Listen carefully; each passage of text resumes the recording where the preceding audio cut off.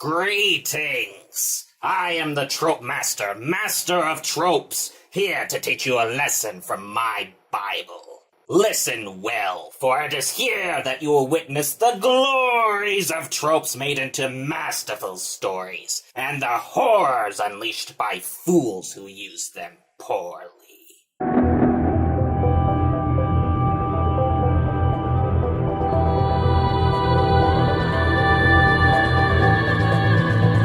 Today you shall hear of the Xanatos Gambit. It is in the realm of strategists, thinkers, planners. To make such a gambit, one must devise a plan where every result, even failure, benefits the planner. For example, in Iron Man 2, this man attacks Tony Stark at a racetrack. His plan is thus: if he wins, Tony is dead.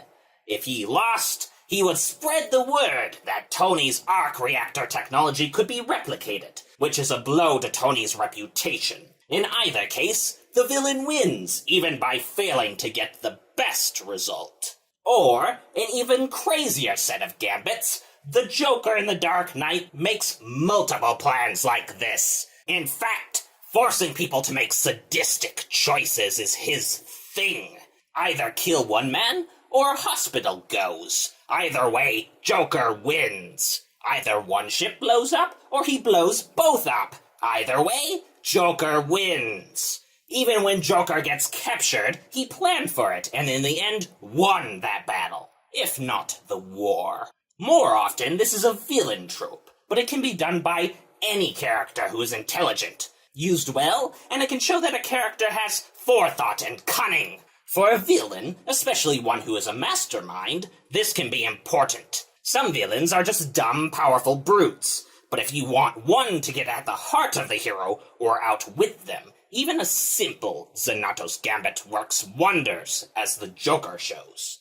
If done masterfully, it can show the full extent of a villain's intellect and make it terrifying, showing how unstoppable they are because they are always one step ahead of the hero. And if the hero wins in spite of that, that just makes the win feel better because of all the adversity it overcomes. And if the hero loses, well then, it means that they are just not ready, and they must undergo character development in order to win. The situation is a Xanatos Gambit itself, but for the writer.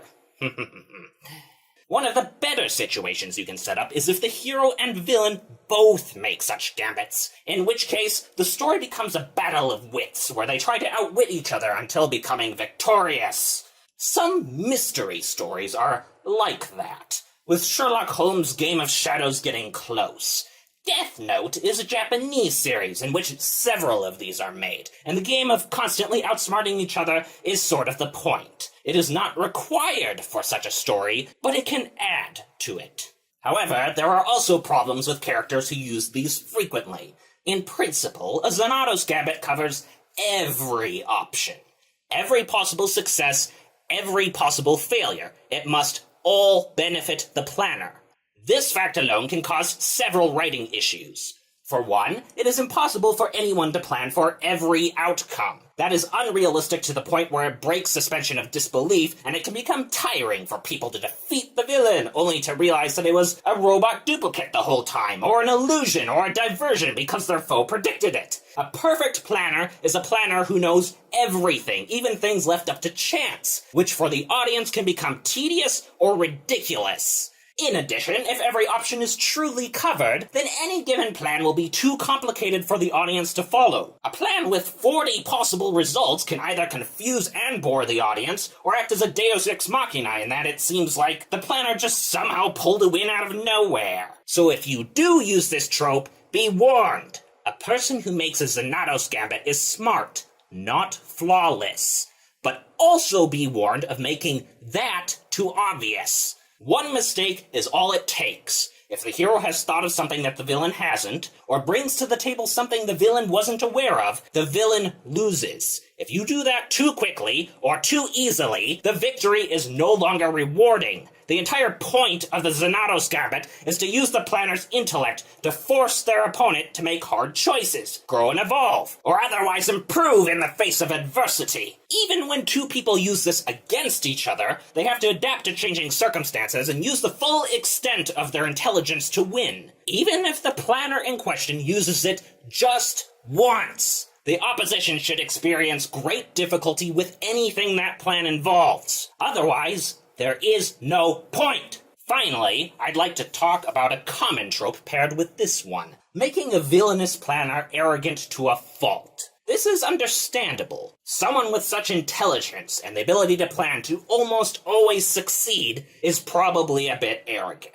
And arrogance, obviously, can cause people to make mistakes. But when a villain taunts, "I can predict all your moves," before being defeated, or says, "What? How could this happen?" or "Why couldn't I see this coming?" they look like a fool. If part of the point is that they are intelligent, wouldn't you think that they would realize that being prideful in this way could lead to failure?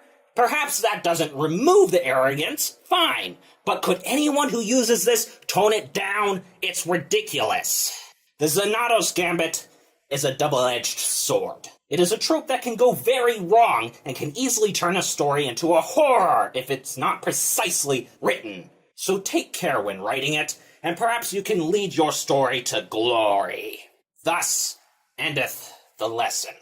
If you make a request of me to speak of another trope, or something that you've seen repeated in many films, I will do my best to honor that request. Leave your requests in the comments below. Like and subscribe.